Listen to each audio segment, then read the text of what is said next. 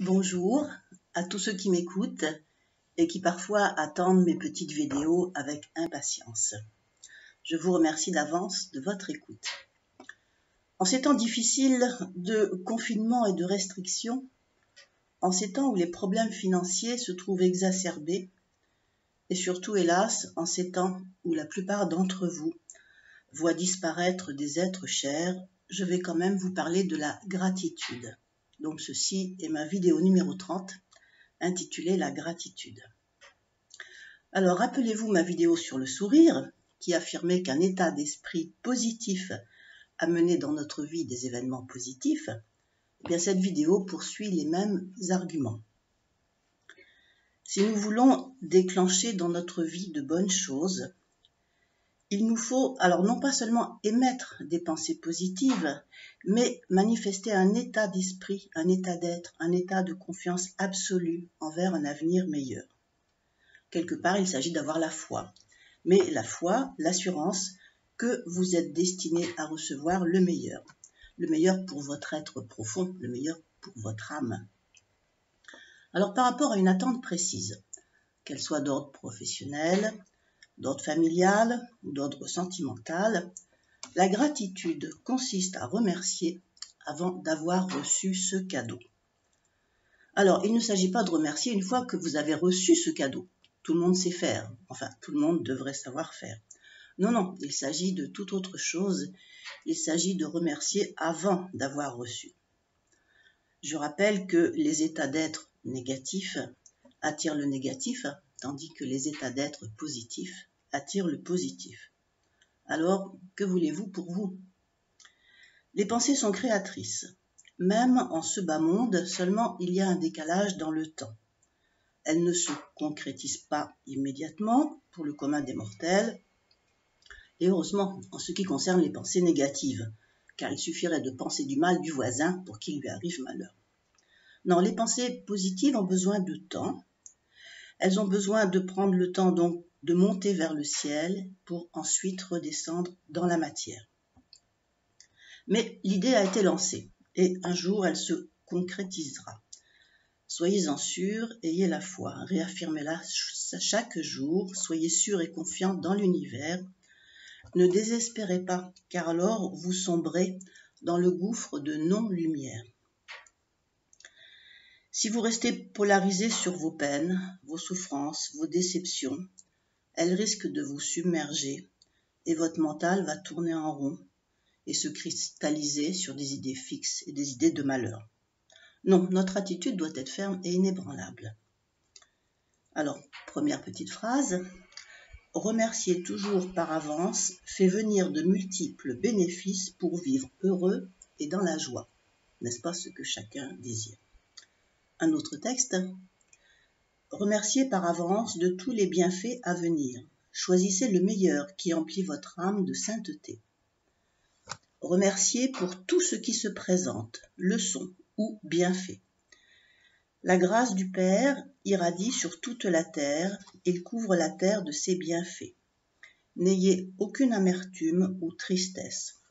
Ajustez vos expériences à votre être profond et attendez la plénitude à venir.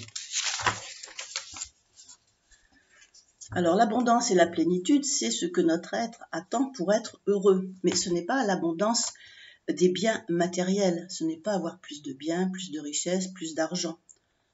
Alors l'univers peut vous accorder des richesses matérielles si vous en avez besoin pour le progrès de votre âme.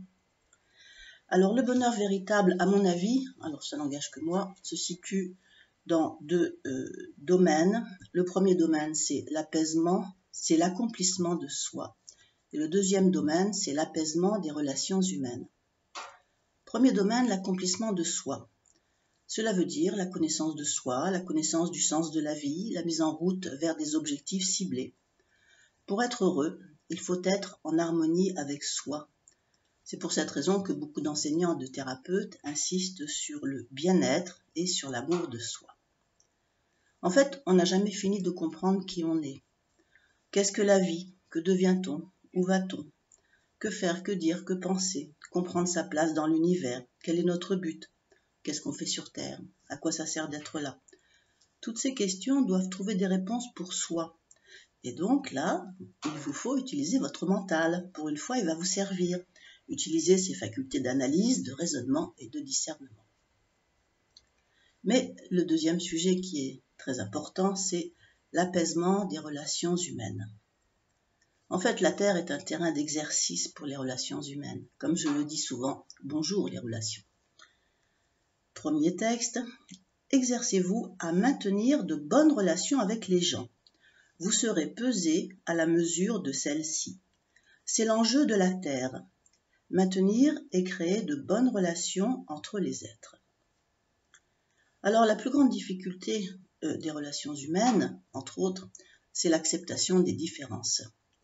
C'est à mon avis la première. Bon, vous pouvez ne pas être d'accord. Alors j'ai un texte un petit peu long. Honorez-vous les uns les autres, soyez tolérants pour les différences. Un brin d'herbe n'est pas même identique à un autre. La différence est richesse. Voyez les fleurs. Si elles étaient identiques, leur beauté nous lasserait.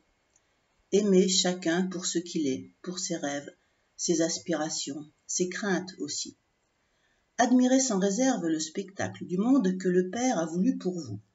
C'est une symphonie de sons et de couleurs. Remerciez chaque jour pour le corps donné et pour l'âme.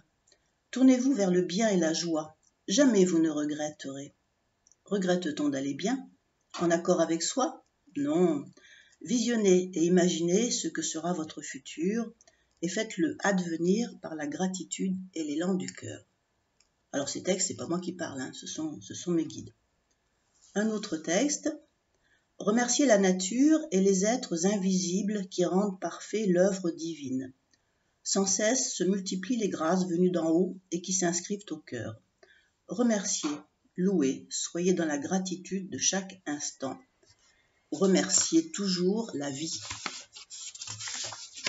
Et puis, pour terminer, parce que j'en ai bientôt fini, une petite phrase que je vous ai déjà lue dans la vidéo sur le sourire. Amusez-vous d'être vivant. Ne soyez pas si sérieux. Faites venir la joie de l'instant. Seul compte le moment présent et ce que vous en faites.